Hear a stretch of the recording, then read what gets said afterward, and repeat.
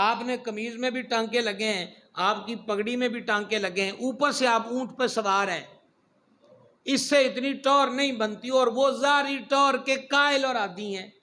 آپ کو ترکی گھوڑا پیش کیا گیا، ترکی گھوڑا، آپ اس پر بیٹھے تو وہ بڑی تیزی سے، وہ جیسے ہوتا ہے نا یہ سکھائے ہوئے گھوڑے کہ جو بڑے ناز و نعم سے قدم دھرتے ہیں، جس طرح رقص کر رہے ہوں گھوڑے، وہ اس طرح چلا تو آپ نے فرمایا روکو اس کو، اور اس سے اتر کر آپ نے فرمایا میری اونٹنی لاؤ، وہی پورے رنگ دی اونٹنی۔ آپ نے فرمایا یہ تو بڑے فخر سے گھوڑا چل رہا ہے، عمر کے دل میں تکبر نہ پیدا ہو جائے، میں اس پر بیٹھ کر نہیں جاؤں گا۔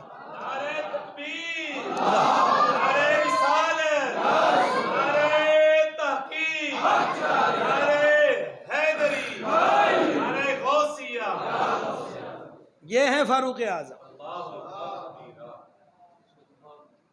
فرما قمیض بھی یہی پانی ہے کہ پگڑی بھی یہی بننی جیتے 7 ٹانکے نے۔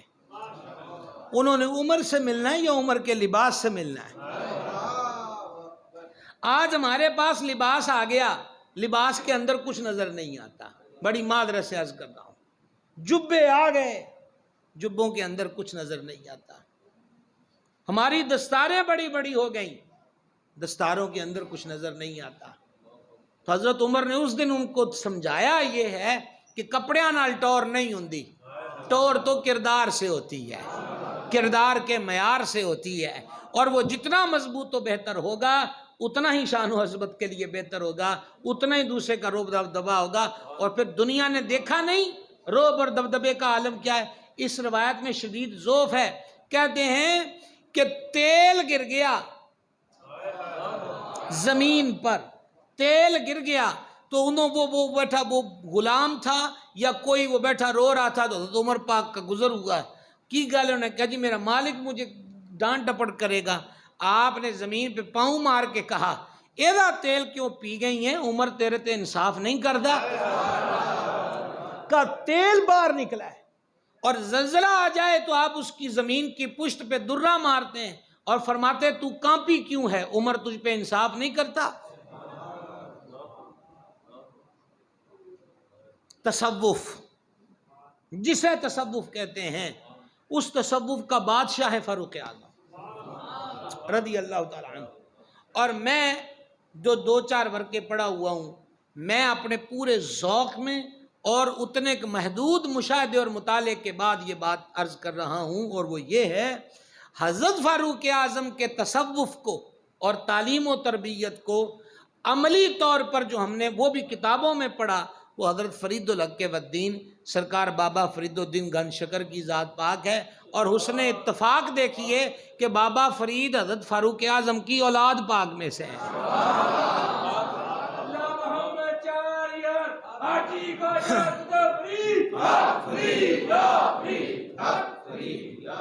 یہ سرکار فاروق اعظم کی اولاد پاک، یارو جس کی بیٹوں کے بیٹے کے بیٹے کے بیٹے کے بیٹوں میں سے ایک بیٹا فرید ہے، جس کے قدموں میں بہشتی دروازہ ہے۔ آل اولاد کا یہ عالم ہے، خود ذات عمر کا عالم کیا ہو رضی اللہ تعالی عنہ وارضہ۔ تو میں آپ سے عرض یہ کر رہا تھا کہ وہ دنیا نے دیکھا ہے کہ دبدبہ عمر کیا ہے، اور وہ ایک غیر ملکی سفیر آیا، غیر مسلم تھا، مدینہ پاک میں آ کر اس نے تعجب آمیز سوال کیا، وہ کہنے لگا تمہارے بادشاہ عمر کا محل کہاں ہے؟ تو جن سے پوچھا نا انہوں نے کہا ان کا محل مسجد ہے۔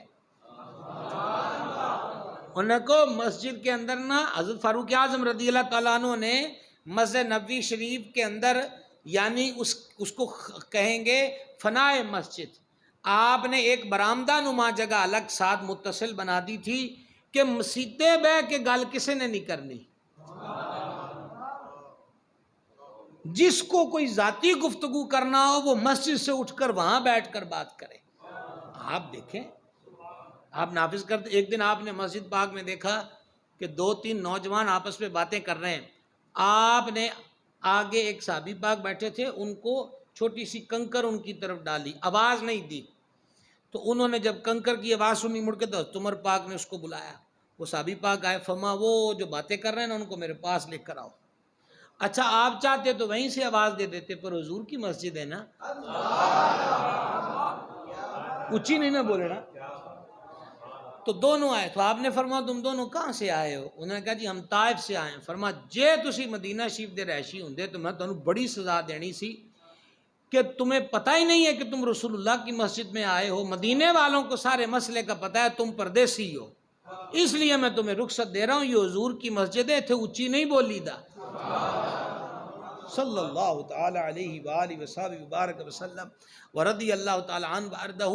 تو خیر گزارش کیا کر رہا تھا آپ کی خدمت میں کہ سرکار عمر پاک رضی اللہ تعالی عنہ کی جو ذات صدودہ صفات ہے, صدق و صفا کا عالم, عاجزی و سادگی کا عالم, اس کی بس ایک جھلک اور سماعت کیجئے. 1 گھنٹے کے قریب ہم بیان میں پہنچنے والے ہیں اور اس ذکر میں لذت ہی اتنی ہے. سبحان اللہ. اور جب ان کے ذکر کے لیے بیٹھتے ہیں تو بغیر تکلف کے عرض کر رہا ہوں, ایک جہان سامنے کھلا ہوتا ہے کہ کون کون سا پھول چن کے لائیے, اور جسے آپ کے مشام دماغ کے تعطری کے لیے پیش کیا جائے. سماعت کیجئے گا. یہ بات معروف ہے کہ آپ رات کو وزٹ کرتے تھے. ایک دن وہ روڈ جو مدینہ پاک میں داخل ہوتا ہے, آپ نے وہاں پر دیکھا کہ خیمہ نصب ہے اور ایک بندہ باہر پریشانی کے عالم میں بیٹھا ہے. آپ نے فرمایا کہاں سے آیا؟ اسے اپنا علاقہ بتایا. مسئلہ کیا ہے؟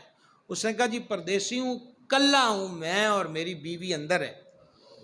تو وہ امید سے ہے اور اس کا بیٹا, اس کے ہاں اولاد یعنی تولد کا وقت ہے, ڈیلیوری جسے ہم کہتے ہیں, اور یہاں کوئی مجھے جاننے والا نہیں, تو نیڑے تیڑے جی بھی کوئی نہیں نظر آندا. میں پریشان بیٹھا ہوں کہ کیا کریں, مجھے ہیلپ کی ضرورت ہے. فرمایا ایتھے رک, ابھی تیری ہیلپ ہوتی ہے. سیدنا امیر المومنین فاروق اعظم رضی اللہ تعالیٰ عنہ سیدھے گھر تشریف لے گئے اور اپنی زوجہ پاک سے فرمایا کہ مسافر ہے, عورت کے ہاں بچے بچی کی پیدائش کا وقت ہے, اس وقت جن چیزوں کی ضرورت ہوتی ہے وہ ساری ایک جگہ جمع کر لو اور میرے ساتھ چلو. توجہ طلب بات یہ ہے کہ کسی لونڈی کے لیے حکم نہیں گیا, کسی غلام کے لیے یہ حکم نہیں گیا, کسی اور کو نہیں کہا کہ اپنی بیوی کو وہاں بھیج دو, خود اپنی زوجہ پاک کو. اچھا وہ تشریف لے گئی خیمے میں, حضرت عمر پاک وہ نال تھلے بہ گئے اور اس کا دل لبھانے اور لگانے کے لیے آپ اس سے باتیں کرنے لگ گئے. باتیں کرنے لگ گئے تو وہ تھوڑا فری ہو گیا, وہ کھل آگے گلا کرنے لگ گیا.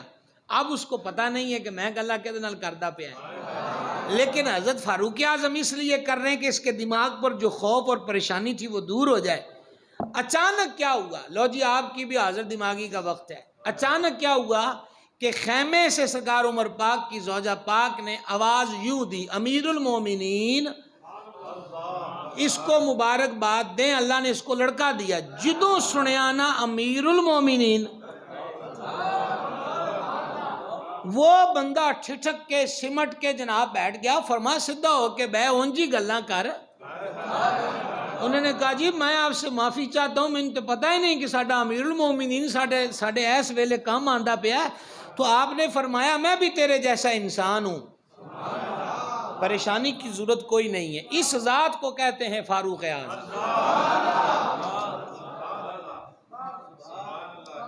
اور جناب میں اب اختتام کی طرف آیا ہوں, آپ ذرا دل تھام کے اس حدیث کو سنیے گا.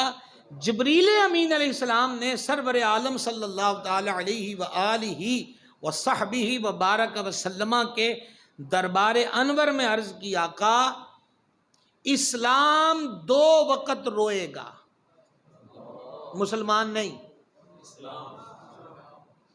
2 وقت ایسے ہوں گے کہ اسلام روئے گا. ایک جب آپ کا وصال ہوگا, اور دوسری بار تب جب آپ کا عمر شہید ہوگا.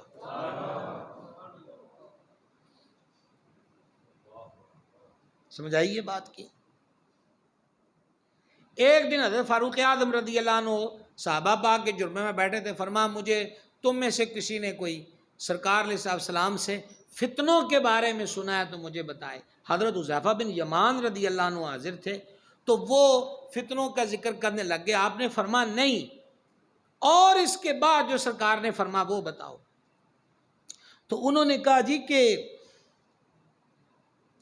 دروازہ ہوگا فتنوں کے آگے ایک، اور جس دن وہ دروازہ اٹھ جائے گا فتنے کھل کے کھیلیں گے۔ یہ بڑی باریکی کی بات سمجھنے کی ہے۔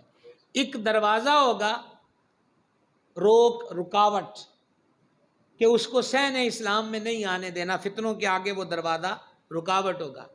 حضرت عمر پاک پھر اگلی گل پوچھی، فرما پھر آگے کیا ہے اس دروازے کے بارے؟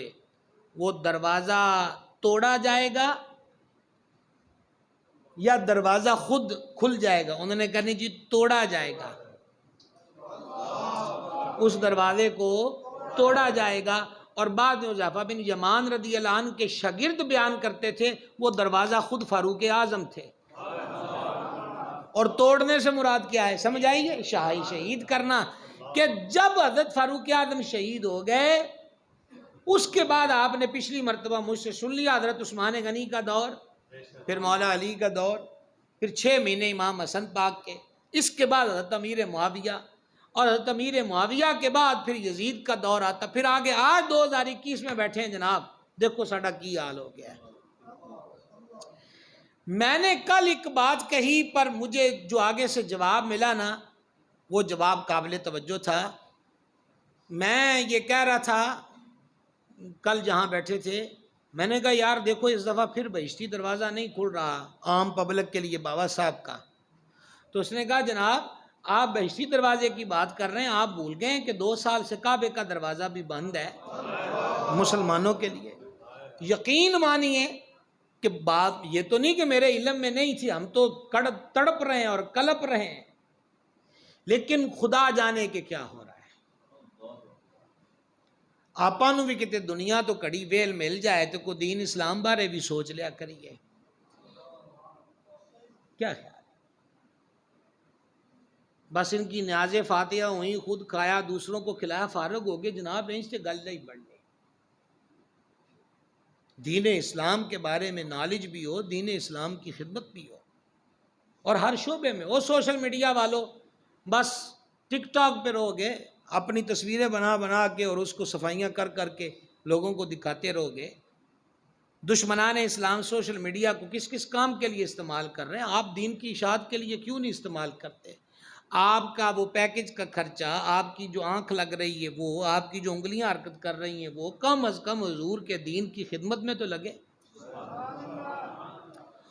اور جو ابے ہیں والد صاحبان ہیں وہ کب اپنی اولاد کی تربیت کریں گے؟ پانی تو سر سے چڑھ کے بھی آگے چلا گیا ہے۔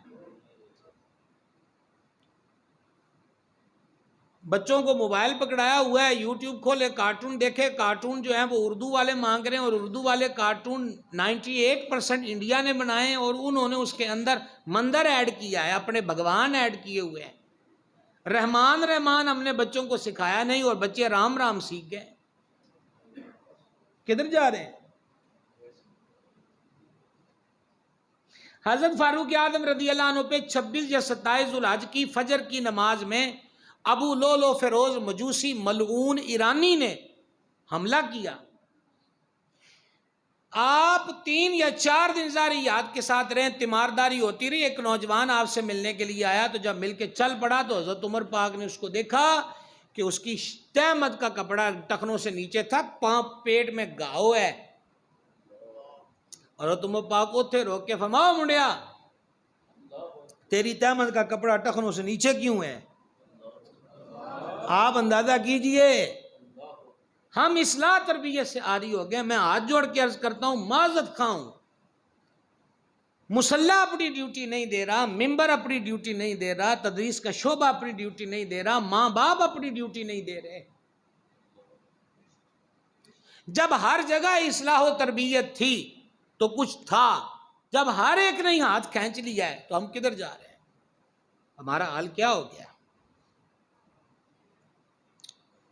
کیا سے کیا ہو جائے گا؟ اقبال تو اس دور میں کہتے تھے آنکھ جو دیکھتی ہے لب پہ آ سکتا نہیں، محو حیرت ہوں کہ دنیا کیا سے کیا ہو جائے گی۔ اقبال آج کا دور دیکھتے تو خدا جانے کیا کہتے ہیں۔